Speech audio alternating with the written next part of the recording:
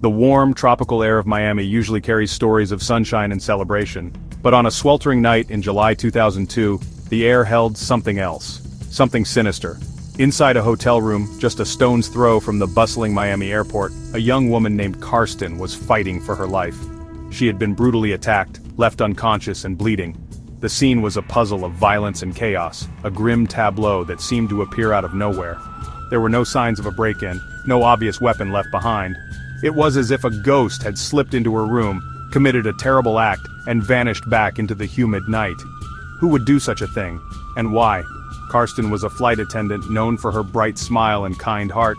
She was simply resting between flights, a routine part of her job. The attack was senseless, random, and terrifyingly efficient. When she was finally discovered, clinging to life, the questions began to pile up like storm clouds over the city. The police were called, and they descended upon the hotel, their faces etched with concern.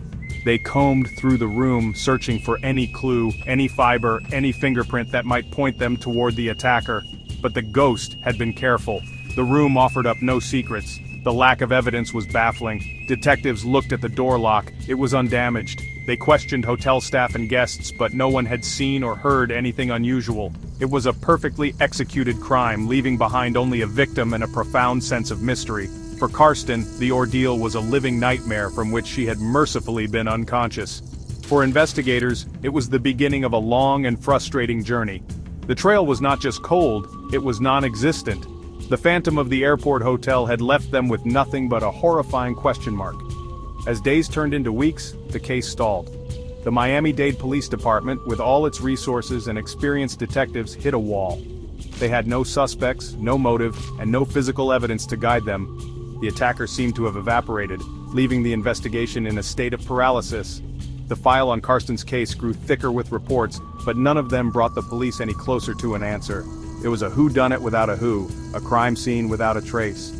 The mystery of the airport hotel was in danger of becoming just another unsolved case, a chilling story whispered among the hotel staff, a ghost story that was all too real. The official investigation, for all its effort, had reached a dead end. The police had done everything by the book. They had interviewed everyone they could think of, from the front desk clerks to the cleaning staff. They had reviewed the grainy security footage from the hotel's cameras, but the hallways were vast, and the cameras had not captured anything suspicious near Karsten's room. The case was a void, a black hole that swallowed every lead. It was a frustrating and disheartening situation for the dedicated officers who desperately wanted to find the person responsible for such a vicious and unprovoked attack on an innocent woman. What made the case so incredibly difficult was the pristine nature of the crime scene, aside from the violence itself. The attacker had been meticulous. There were no foreign fingerprints, no stray hairs, no footprints left in their wake. This suggested someone who knew what they were doing, someone who understood how to avoid leaving the tiny telltale signs that so often trip up criminals. Was this a professional, a seasoned predator who stalked the transient world of airport hotels? The possibilities were as numerous as they were terrifying, and without a thread to pull, the entire investigation began to unravel. Karsten's family was desperate for answers, but the police had none to give. The case file was officially declared inactive, a bureaucratic term for a case that has gone cold. It was a heartbreaking development, a sign that the system had failed to deliver justice. The ghost had won, it seemed. He had slipped through the cracks, leaving a trail of pain and unanswered questions. The hope of ever finding the attacker began to fade, like a distant airplane disappearing into the clouds. The mystery was sealed, locked away in a filing cabinet, a silent testament to a crime that was, for all intents and purposes, perfect. But justice, sometimes, has a way of finding a different path. It doesn't always wear a badge or drive a squad car. Sometimes it arrives quietly, with a fresh perspective and a refusal to accept defeat. The family, unwilling to let the case be forgotten, decided to take matters into their own hands. They knew that if the police couldn't solve it, they needed someone who looked at the world differently, someone who specialized in finding clues that others had missed. They needed someone who wouldn't be discouraged by a cold trail, someone who would dig deeper. They needed a private investigator. Perfect. Enter Ken Brennan. He wasn't your typical private eye from a classic film noir. Brennan was a former police officer from New York. A man with a quiet demeanor, and a mind that was always working, always analyzing. He had a reputation for being relentless, for seeing patterns where others saw only chaos. When he took on a case, he didn't just look at the evidence. He absorbed it, lived with it, and turned it over and over until it revealed its secrets. Brennan was hired by Karsten's family, who placed their last hope in his hands. He was their final chance to uncover the truth. Brennan's approach was methodical and patient. He didn't start at the crime scene. He started with the paperwork. He requested the entire case file from the police, every report, every interview, every photograph.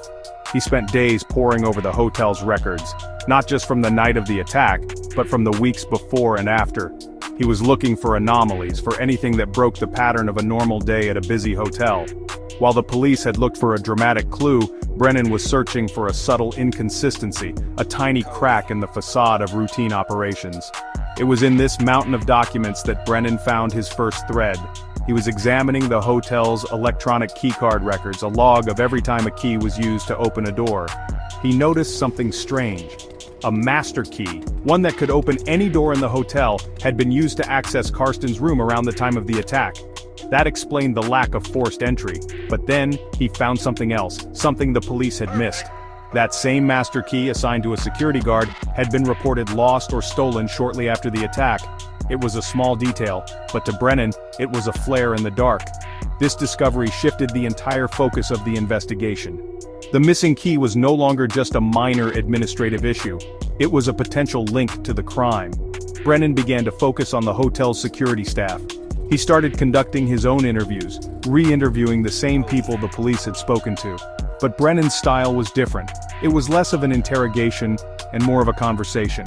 He listened carefully, not just to what people said, but how they said it. He was watching for hesitation, for a flicker of unease, for any sign that someone was hiding something, and his attention soon settled on one man.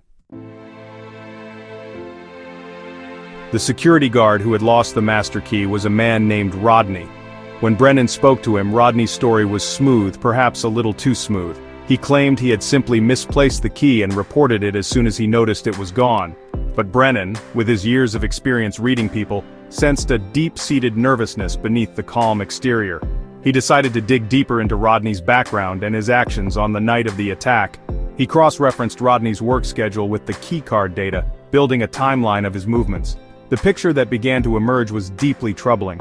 Brennan discovered from the hotel's electronic records that the supposedly lost master key had been used on other doors, not just Karsten's. It had been used to enter other rooms occupied by women, always late at night when they were likely to be alone and asleep. These were quick entries, just for a few seconds, as if someone was peeking inside, looking for a target. Rodney was the only person on duty during all of these suspicious entries. The lost key wasn't lost at all. It was being used as a predatory tool. The ghost finally had a face. Armed with this powerful new evidence, Brennan went back to the police.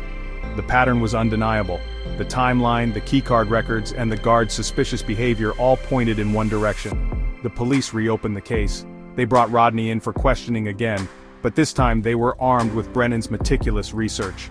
Faced with the detailed log of his illicit activities, Rodney's calm demeanor shattered. He couldn't explain away the data. The electronic key system, which he thought would protect him, had become his accuser. His story crumbled, and the truth came spilling out. In the end, Rodney was arrested and charged. The evidence Brennan had painstakingly compiled was overwhelming, and justice was finally served. The case of the airport hotel mystery was a powerful reminder that the truth is often hidden, not in a dramatic revelation, but in the small details that others overlook. It showed that persistence and a refusal to give up can solve even the coldest of cases. For Karsten and her family, it was the end of a long and painful chapter. And for a quiet, methodical private investigator named Ken Brennan, it was another puzzle solved, another ghost brought into the light.